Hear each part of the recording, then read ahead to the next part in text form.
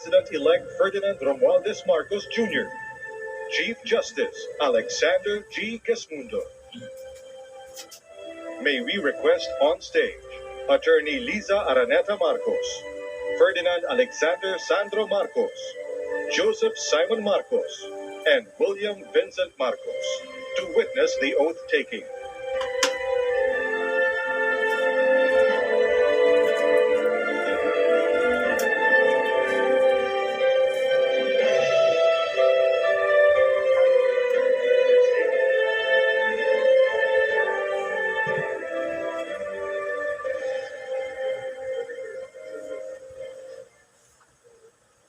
Mangyaring taas ang kanang kamay at wikain ang mga sumusunod. Ako, si Ferdinand Romualdez Marcos Jr. Si Ferdinand Romualdez Marcos Jr. ay mataimtim na nanunumpa. Natutuparin ko ng buong katapatan at sigasig Natutuparin ko ng buong katapatan at sigasig ang aking mga tungkulin bilang Pangulo ng Pilipinas, pangangalagaan at ipagtatanggol ang kanyang konstitusyon, ipatutupad ang mga batas nito, ipapatupad ang mga batas nito, magiging makatarungan sa bawat tao, at itatalaga ang aking sarili sa paglilingkod sa bansa. Kasinawa ako ng Diyos. Congratulations, Mr. Maraming President.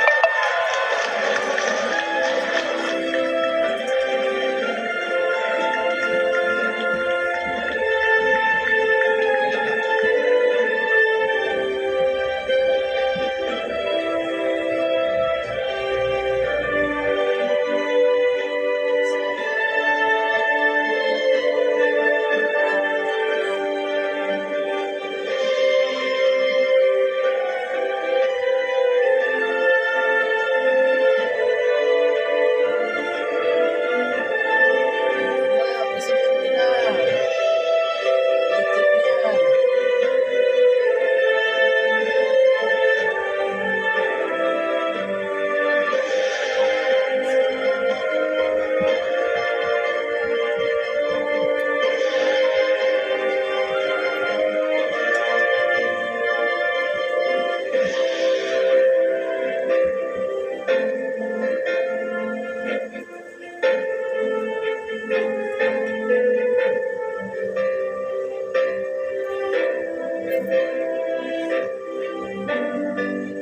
Nag-aangat din maging presidente, nasa likod,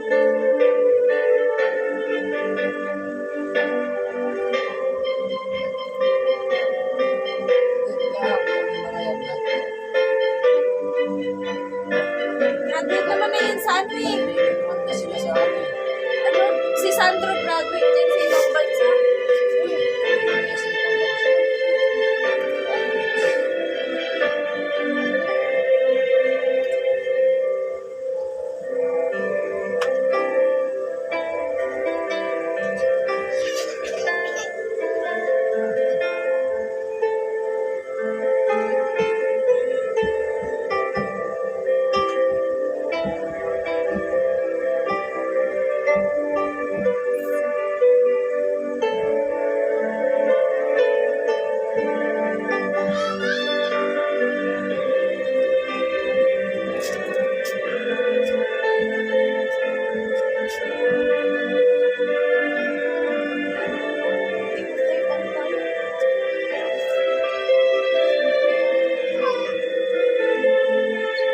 Excellencies, ladies and gentlemen, the President of the Republic of the Philippines, President Ferdinand Romualdez Marcos Jr.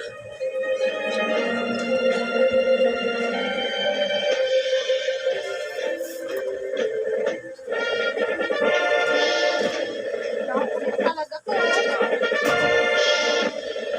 Tigas ng ulo mo.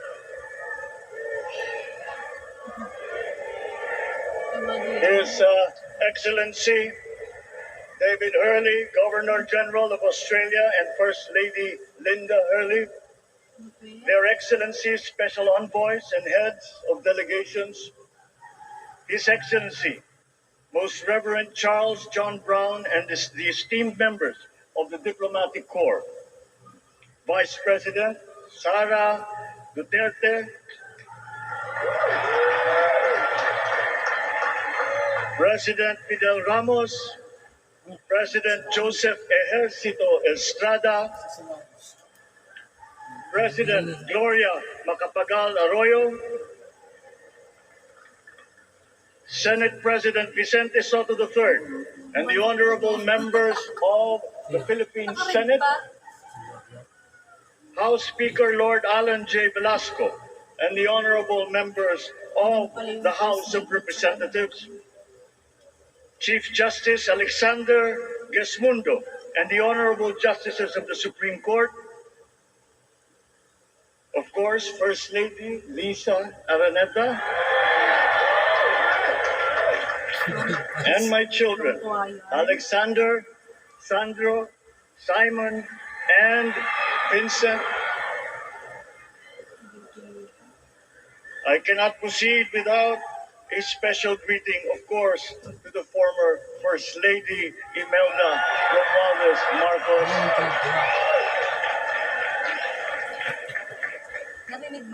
Other distinguished guests, ladies and gentlemen, my friends, ang aking minamahal na mga kababayan, magandang tanghali po sa inyong lahat. This is a historic moment for us all. I feel it deep within me. You, the people, have spoken, and it is resounding. When my call for unity started to resonate with you, it did so because it echoed your yearnings, mirrored your sentiments, and expressed your hopes for family, for country, and for a better future. That is why it reverberated and amplified as it did to deliver the biggest electoral mandate in the history of Philippine democracy.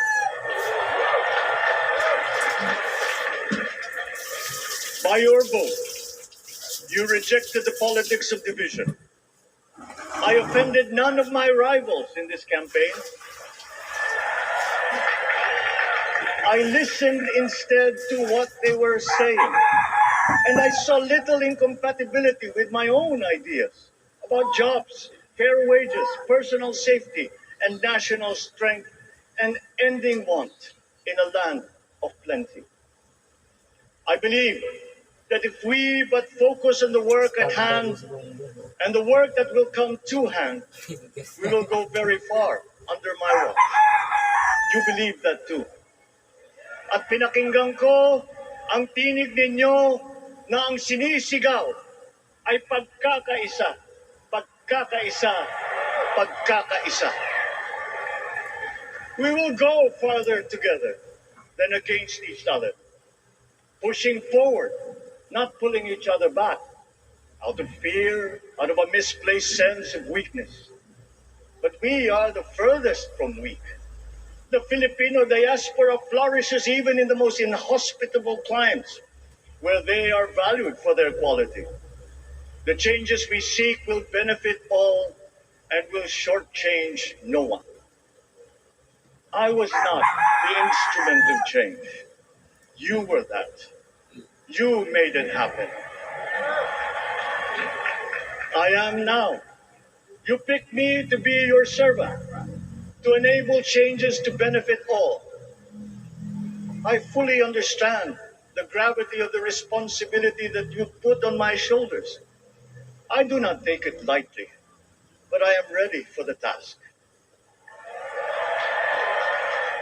I will need your help.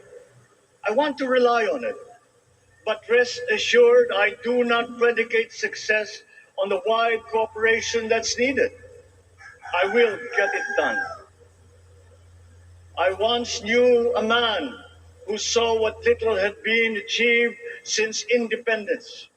in a land of people with the greatest potential for achievement. And yet, they were poor. But he got it done. Sometimes with the needed support, sometimes without. So will it be with his son. You will get no excuses from me.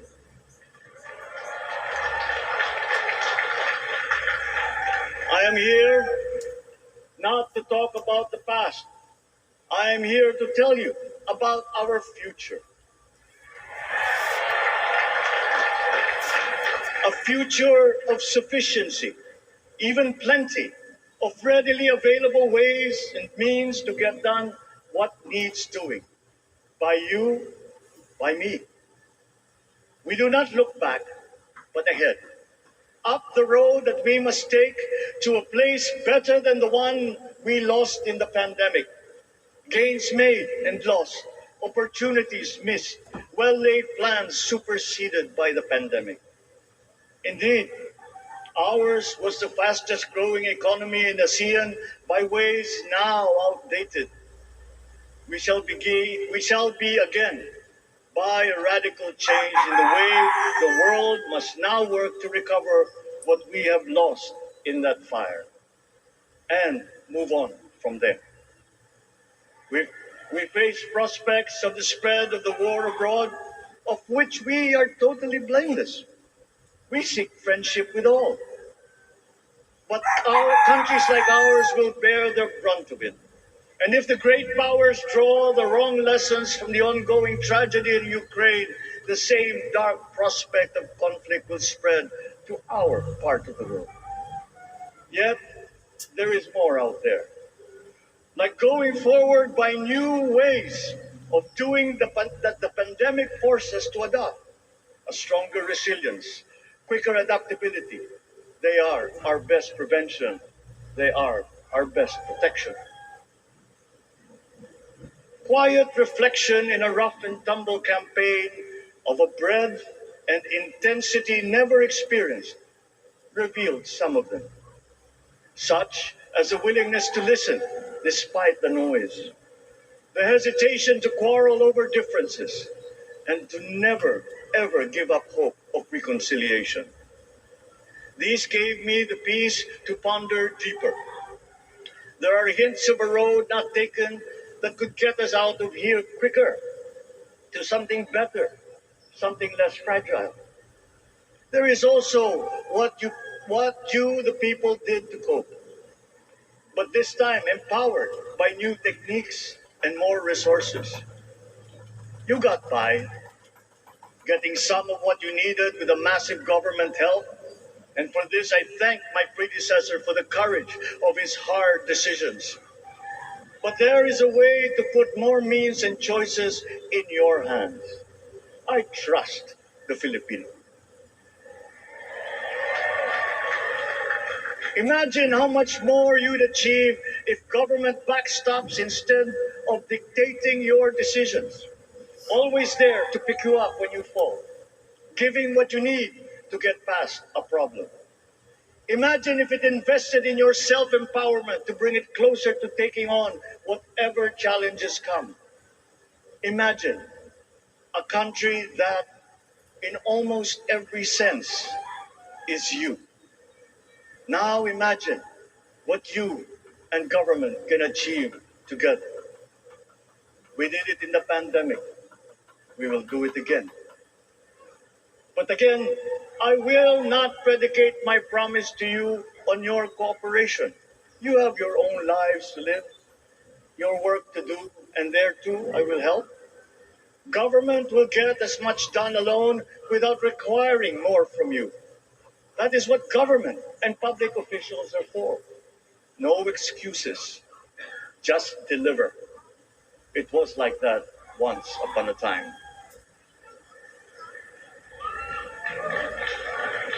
I did not talk much in this campaign. I did not bother to think of rebutting my rivals. Instead, I searched for promising approaches better than the usual solutions. I listened to you. I did not lecture you who has the biggest stake in our success. And the forthcoming State of the Nation will tell you exactly how we shall get this done. In this fresh chapter of our history, I extend my hand to all Filipinos. Come, let us put our shoulders to the wheel and give that wheel a faster turn to repair and to rebuild and to address challenges in new ways, to provide what all Filipinos need, to be all that we can. We are here to repair a house divided, to make it whole, and to stand strong again in the Bayanihan way, expressive of our nature as Filipinos. We shall seek, not scorn dialogue, listen respectfully to contrary views, be open to suggestions coming from hard thinking and unsparing judgment, but always from us, Filipinos. We can trust no one else when it comes to what is best for us. Past history has often proven that. Solutions from outside divided us. None deepened our understanding. They were always at our expense. Never forget, we are Filipinos. One nation, one republic, indivisible. We resisted and never failed to defeat foreign attempts to break up our country in my father's watch. His strongest critics have conceded that. So let us all be part of the solution that we choose. In that lies the power to get it done. Always be open to differing views, but ever united in our chosen goal. Never hesitating to change it, should it prove wanting. That is how agile, resilient republics are made. Our future we decide today. Yesterday cannot make that decision anymore, nor can tomorrow delay it. The sooner we start, the surer and quicker the prospect of achieving our future. These are troubling times. What's happening to others can happen to us, but it will not. We see what's happening. We are witness to how it is being stopped, and we have seen the glory that crowns struggle against all odds. Giving up is not an option. We've been through times of bitter division, but united, we came through to this when it shall begin again, but better. The campaigns I've run have taken me here where I stand today. I listened to you, and this is what I have heard. We all want peace in our land. You and your children want a good chance at a better life in a safer, more prosperous country. All that is within reach of a hard-working, warm, and giving race. Your dreams are mine. Pangarap nyo ay pangarap ko. How can we make them come true? How can we do it together? But I will take it as far as anyone with the same faith and commitment can, as if it depended entirely on himself. Sa pangarap na maging mapayapa ang ating bansa, ang pangarap nyo ay pangarap ko. Sa pangarap na maging maunlad ang ating bansa, ang pangarap nyo ay pangarap ko.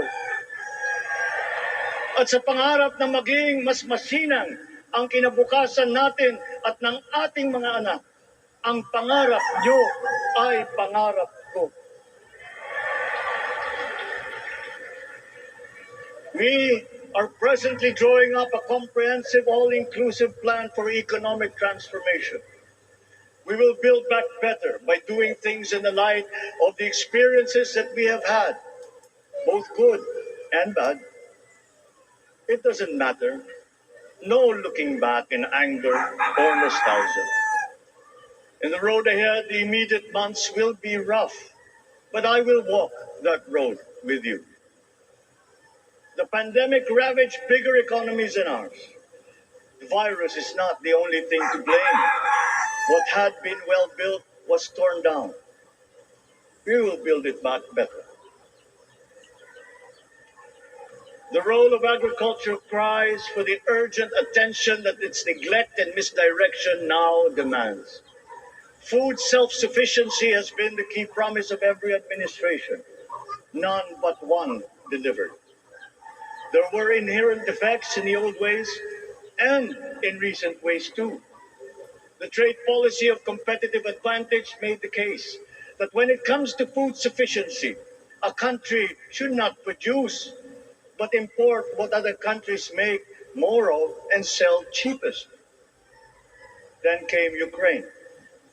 The most vulnerable when it comes to food are the countries furthest away from the conflict, those bearing no blame for provoking it. Yet they face the biggest risk of starvation. If financial aid is poured into them, though it never is, there is nothing to buy. Food is not just a trade commodity. Without it, people weaken and die. Societies come apart. It is more than a livelihood. It is an existential imperative and a moral one. An agriculture damaged and diminished by unfair competition will have a harder time or will have no prospects at all of recovery.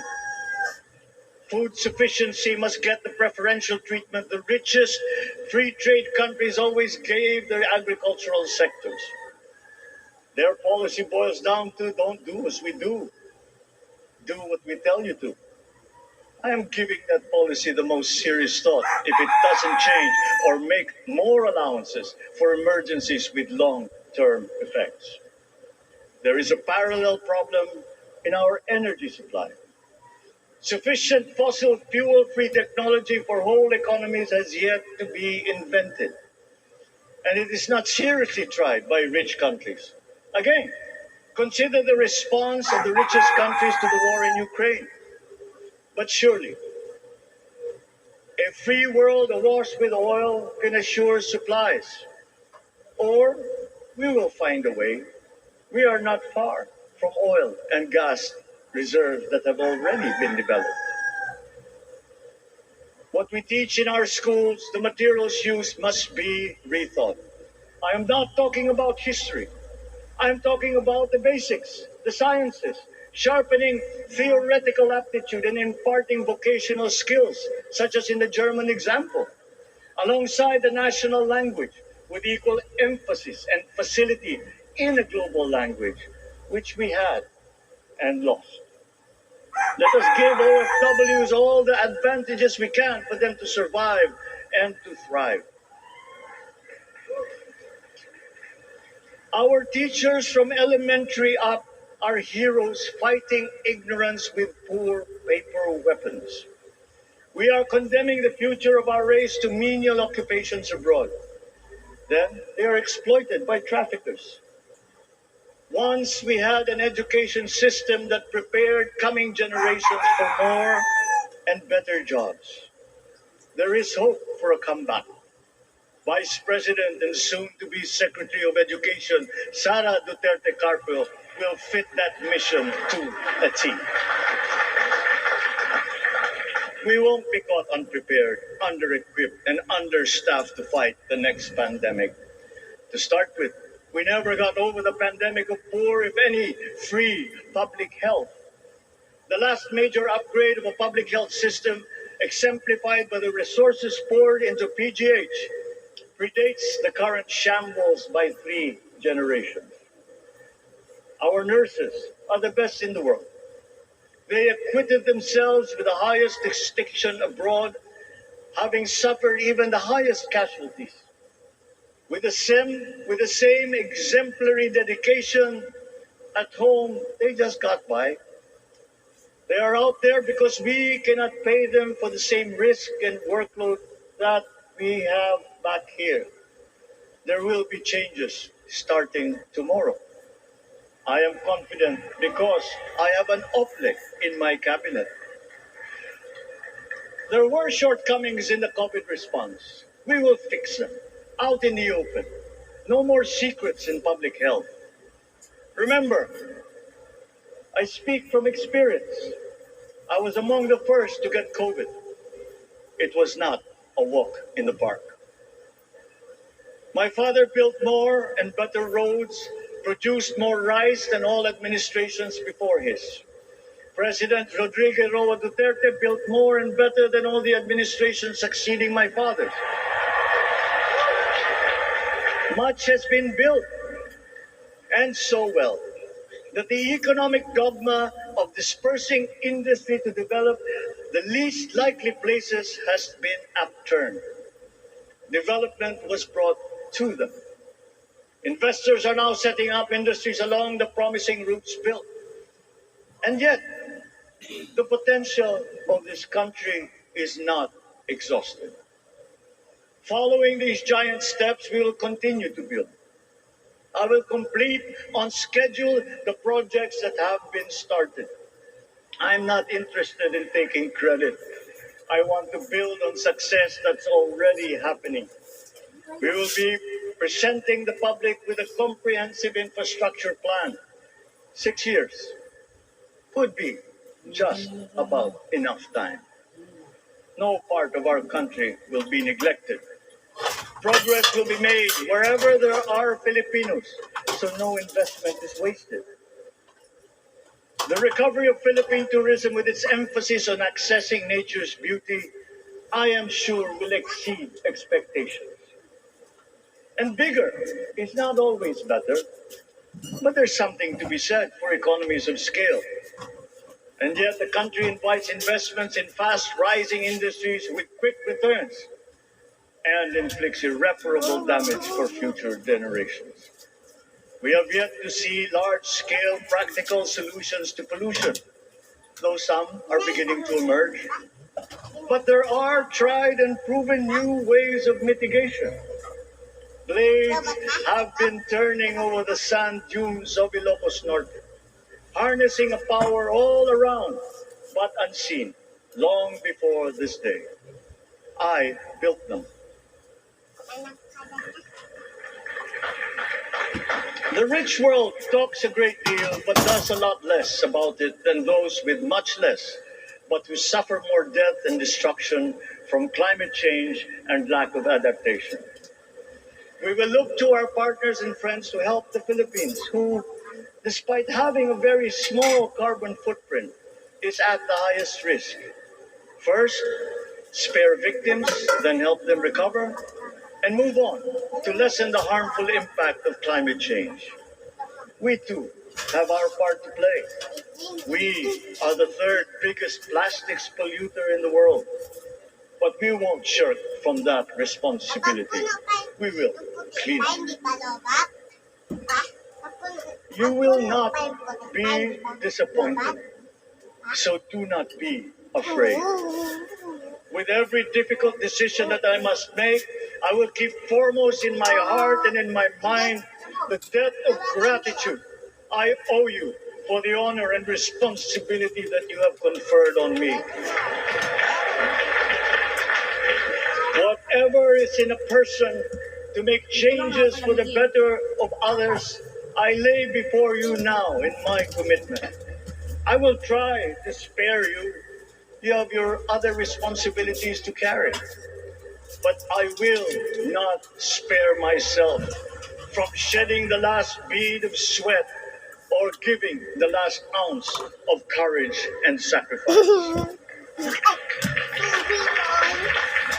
And if you ask me why I am so confident of the future, I will answer you simply that I have 110 million reasons to start with. Such is my faith in the Filipino.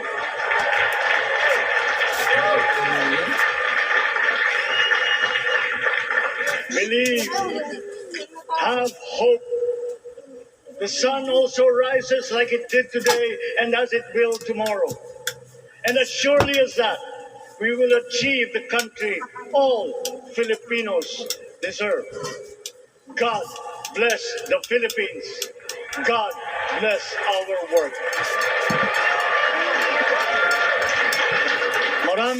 Maraming salamat po sa inyong lahat. Mabuhay ang Pilipinas.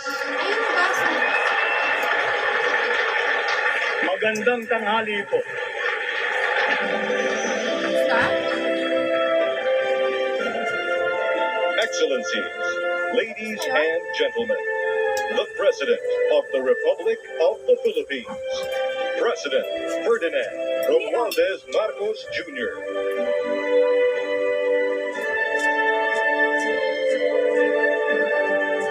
We will now have a photo opportunity with President Ferdinand Romualdez Marcos Jr. May we invite the first family on stage. First Lady Liza Araneta Marcos, Ferdinand Alexander Sandro Marcos, Joseph Simon Marcos, and William Vincent Marcos.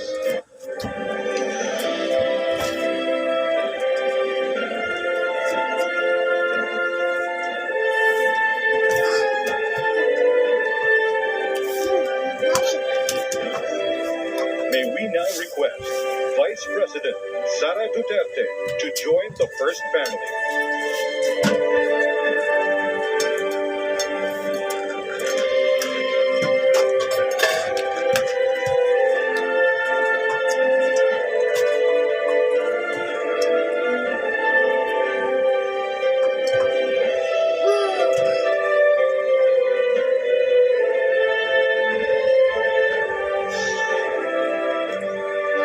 May we now request on stage Chief Justice Alexander G. Gesmundo and Senate President Vicente Soto III to join the first family.